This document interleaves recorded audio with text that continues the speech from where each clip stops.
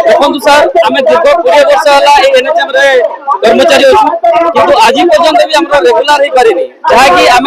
समस्त लोक स्वास्थ्य सेवा जोगाऊ स्वास्थ्य ओडिशा को 1 नंबर विषय आज पर्यंत आम रेगुलर हो पारे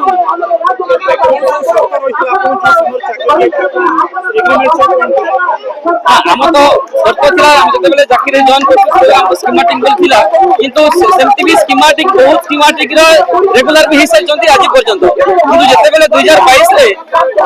पूर्वतन सरकार जो 2022 57,000 लोक रेगुलर करते आमर रही ना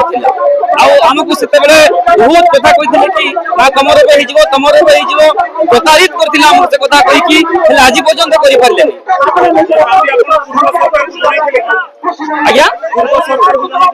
हाँ आम पूर्व सरकार को बहुत बार जाइए पूर्वतन सरकार प्रतारित कर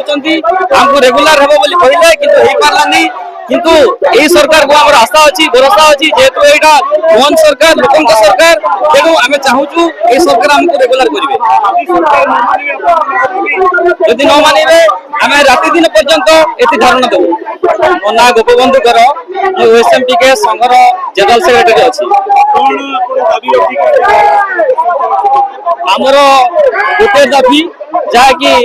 पब्लिक हेल्थ कैडर क्रिएशन और रेगुलराइजेशन